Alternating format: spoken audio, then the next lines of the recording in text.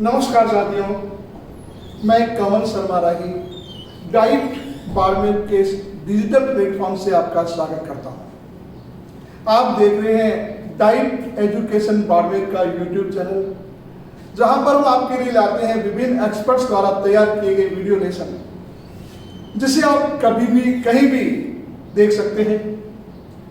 बात चली थी हिंदी साहित्य की।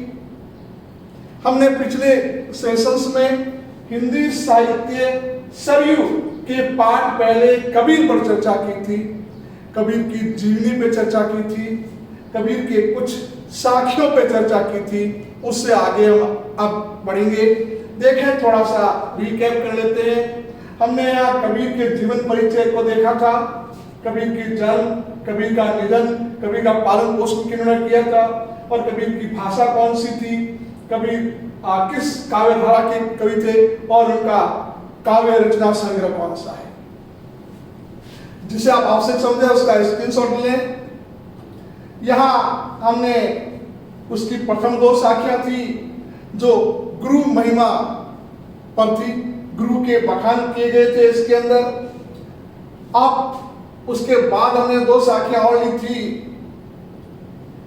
इन दोनों का हमने विस्तार से अध्ययन किया था।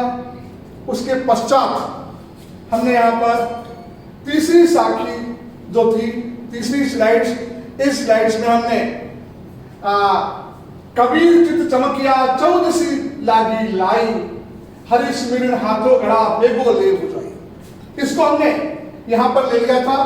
उसके बाद हमने अंतिम साखी हमारे लास्ट सेशन में जो ली थी वो ली थी पार ब्रह्म के तेज को कैसो है परमान, कई वो फूट शोभा नहीं देखा ही परमान। यहाँ तक हम हमारे पिछले सेशन में कर चुके थे।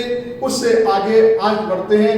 ध्यान से देखिए, आज की दो साखियां आपके सामने है। चिंता तो हरि नाम की और मिटावे दास। मैंने कहा था कबीर की भाषा जो है पंचमेली खिचड़ी भाषा, सदुगड़ी भाषा है, जिसमें पूर्वी हिंदी का, खड़ी बोली का, उसके अलावा राजस्थानी का, पंजाबी का पुट है। यहाँ देखिए कुछ राजस्थानी शब्द भी आए हैं। हरि तो चिंता तो हरि नाम की, नाम मारवाड़ी भाषा का शब्द है नाम। चिंता तो हरि नाम की और चितावे दास। दास आया है कबीर जी के लिए।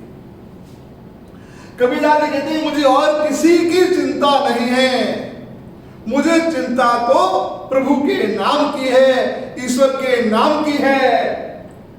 ये तो दास है अर्थात कबीर है, इसे दुनिया में सांसारिक मोह माया की कोई चिंता नहीं है, इसे प्रभु नाम की चिंता है। वो कहते हैं कि यदि मैं ईश्वर का नाम लेता हूं, ईश्वर का स्मरण करता हूं तो मेरा जीवन सुधर जाएगा। उसी के नाम की चिंता है। जे कुछ चितावे राम मिल सोई काल की पास। पास यहां मोह पास से लिया गया है, बंधन से लिया गया है। जे कुछ चितावे राम मिल, कबीर जी कहते हैं कि जो व्यक्ति राम के बिना किसी की चिंता करता है या ईश्वर नाम के अलावा कोई चिंता करता है, सोई काल की पास, वह काल रूपी पास में फंस जाता है, काल रूपी मोह पास में फंस जाता है। बहुत ही बढ़िया साखी है। कबीर जी ने बहुत ही बढ़िया शब्दों में कहा है कि मुझे तो ईश्वर के नाम की चिंता है और किसी बात की कोई चिंता नहीं है, मुझे दुनियादारी से कोई लेना देना नहीं है। मैंने आपको कहा था कबीर फक्कड़ संत थे, दुनियादारी से उन्हें कोई मतलब नहीं था, वह पाखंडवाद के विरोधी थे। इसमें उन्होंने ईश्वर भक्ति को समर्पित साखी की है और लिखा है चिंता तो हरि नाम की और चितावे दास। इस दास को किसी और की कोई चिंता नहीं है, एक प्रभु नाम की चिंता है, क्योंकि प्रभु नाम से ही उनके जीवन का कल्याण संभव है। जो कुछ चितावे नाम में, जिसको राम के अलावा किसी की चिंता है ना, जो व्यक्ति राम के अलावा किसी की चिंता करता है, वह तो काल रूपी मोह फांस में फंसा हुआ है। कबीरदास जी ने बहुत ही सुंदर शब्दों में, बहुत ही संक्षिप्त शब्दों में कहा है। अगली साखी देखिए, बहुत ही अच्छी साखी है जिसे हम पहले भी पढ़ चुके हैं। नैना अंतर आव तू नैन जपी तो लेऊ, ना हो देखू और तू ना तुझ देखन देऊ। बहुत ही बढ़िया साखी है, हम इसे पहले भी पढ़ चुके हैं और यहां भी कई अर्थों में इसे लिया जाता है। अब देखिए, कबीरदास जी कहते हैं ईश्वर से, हे ईश्वर तू आकर मेरे नैनों में समा जा, मेरे हृदय में समा जा, तू मेरे नैनों में इस प्रकार से समा जा कि मैं अपने नैन को झपका भी न पाऊं। नैन अंदर अब तू, हे ईश्वर, हे प्रभु, तू मेरी आंखों में आके समा जा। और कैसे समा जा? नैन झपी तो ले, मैं तुम्हें अपनी पलकों में बंद कर दूं, मैं अपनी आंखों में बंद कर दूं, ना हो देखूं और तू ना तुझ देखन देऊं। यदि तुम मेरी आंखों में समा जाओगे तो मैं न तो किसी और को देख पाऊंगा और न ही किसी और को देखने दूंगा। यानी कि ईश्वर पर अपना एकाधिकार जताते हुए कबीर कहते हैं कि हे प्रभु, हे ईश्वर, हे भगवान, तुम मेरी आंखों में इस प्रकार से बस जाओ, तुम्हारी छवि मेरी आंखों में इस प्रकार से बस जाए कि मैं आंख भी नहीं झपका पाऊं। और ईश्वर की उस छवि को, ईश्वर के उस रूप को इस प्रकार से अपने हृदय में आत्मसात कर लूं, इस प्रकार से अपनी आंखों में समा लूं ताकि मेरे अलावा तुम्हें और कोई नहीं देख सके और मैं भी तुम्हारे अलावा किसी और को नहीं देख सकूं। देखिए, यहां पर यूं कहूं कि एक प्रीतमा प्रीतम के लिए कह रही है कि आओ तुम मेरी आंखों में इस प्रकार से समा जाओ कि मैं तुम्हें अपनी आंखों से ही अलग नहीं कर पाऊं और न मैं किसी और को देख पाऊं और न ही तुम किसी और को देख पाओ। यहां कबीर जी ने जो बात कही गई है, कबीर जी की बात जो है ईश्वर भक्ति पर है। ईश्वर को पूर्ण रूप से साक्षात करके ईश्वर पर अपना एकाधिकार जमाते हुए कबीर जी कहना चाहते हैं। आते हैं दूसरी साखियों पर। बहुत दिनन की ज्योति बाट तुम्हारी राम, जीव तरसे म्यून को मन नाही विसरा। कबीर की भाषा खड़ी बोली थी, अन्य कई बोलियों का उसमें मिश्रण था। राजस्थानी का पुट था, पंजाबी का पुट था, पूर्वी हिंदी का पुट था, खड़ी बोली का पुट था। अब देखिए, बहुत दिनन की ज्योति, कबीरदास जी कह रहे हैं कि हे ईश्वर, ये भी ईश्वर को समर्पित दुआ है, भक्ति की साखी है ये। यहां कबीर जी कहते हैं कि बहुत दिनन की ज्योति बाट तुम्हारी राम, हे ईश्वर, हे राम, हे प्रभु, कई दिनों से मैं तुम्हारी राह देख रहा हूं। ये आंखें जो है तुम्हारे दर्शन के लिए प्यासी है। कितने दिनों से मुझे तुम्हारा इंतजार है।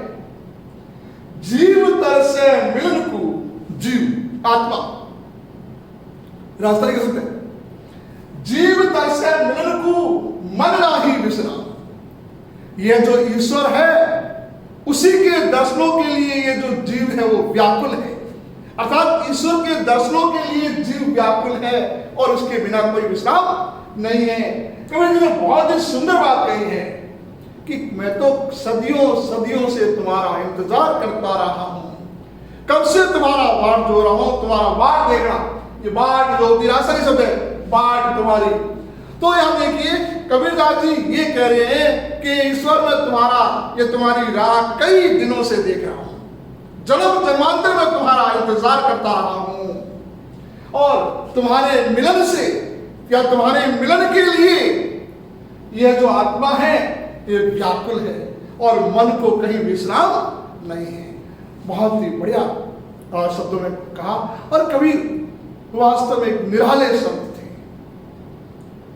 जो न तो अपने आप को हिंदू मानते थे, न अपने आप को मुसलमान मानते थे और उन्होंने जहां नीति भक्ति की बहुत ही सुंदर रचनाएं लिखी। उनके शिष्य थे धर्मदास करके, उन्होंने कुछ शिष्यों के सहयोग से उनकी रचनाओं को एकत्रित किया। कबीर पढ़े लिखे नहीं थे और उनकी रचनाओं को एकत्रित करने के बाद में उसे ग्रंथ में संग्रहित किया जिसका नाम था बीजक। आज की अंतिम साखी देखते हैं। मूरिस संग न कीजिए लोहा जल न तिराई। बहुत ही बढ़िया बात है। क्या बात कही है देखिए आप। मूरिस संग न कीजिए, मूरिस मूर्ख,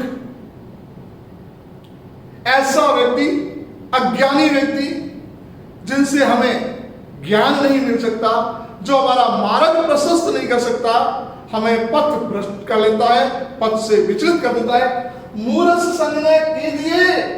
मूर्ख का संग कैसा होता है? मूर्ख का संग कैसा होता है? लोहा जल न तिराई।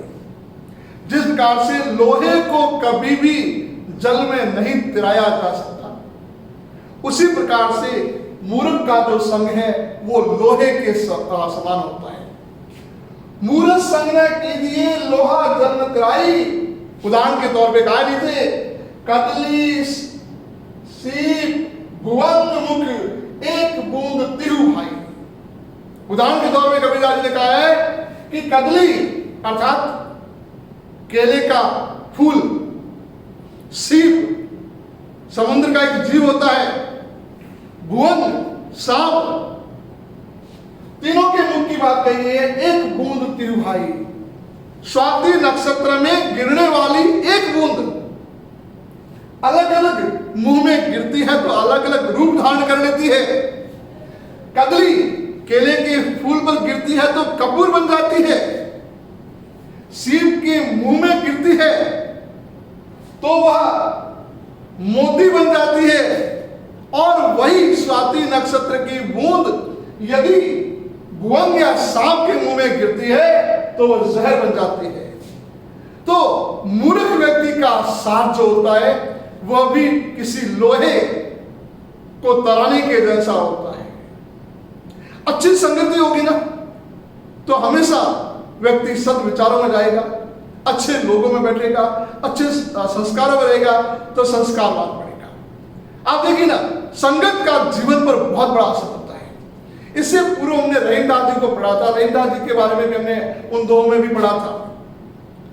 संगत का जीवन पर बहुत बड़ा प्रभाव पड़ता है। आप जिस संगति में बैठते हैं उसका कहीं ना कहीं आप पर उसका प्रभाव तो पड़ेगा ही पड़ेगा। काजल की कोठरी से कभी भी बचा नहीं जा सकता। अगर आप उससे गुजरेंगे तो कहीं ना कहीं आपके श्वेत वस्त्रों पर कालिक तो लग ही जाएगी। मित्रों, प्राचीन काल में, मध्य काल में हमारे जिन विचारकों ने जो लिखा बहुत ही उम्दा लिखा है। तो यहां पर भी वही बात कही गई है कि संगति का जीवन पर बहुत बड़ा प्रभाव होता है। एक ही समय में निकलने वाली एक ही बूंद तीन अलग अलग मुखों में जाकर के अलग अलग रूप ले लेती है। ठीक उसी प्रकार से मनुष्य के जीवन में संगति भी ऐसी होती है जो अलग अलग स्वरूप प्रदान करती है। साथियों, हम सरयू के पाठ 1 कबीर की साखियों पर चर्चा कर रहे थे और अगले सेशन में हम इसे जारी रखेंगे। आप तब तक के लिए सुरक्षित रहें, घर पे रहें, घर पर रहकर अपने अध्ययन को जारी रखें और इसी के साथ सामाजिक दूरी बनाए रखें, 2 गज की दूरी बनाए रखें और इस वैश्विक महामारी से अपने आप को बचाएं, अपने परिवार को बचाएं और सोशल डिस्टेंस रखें, मास्क लगा के रखें, फेस कवर लगा के रखें और आपसे मुलाकात होगी अगली कक्षा में। तब तक के लिए विदा।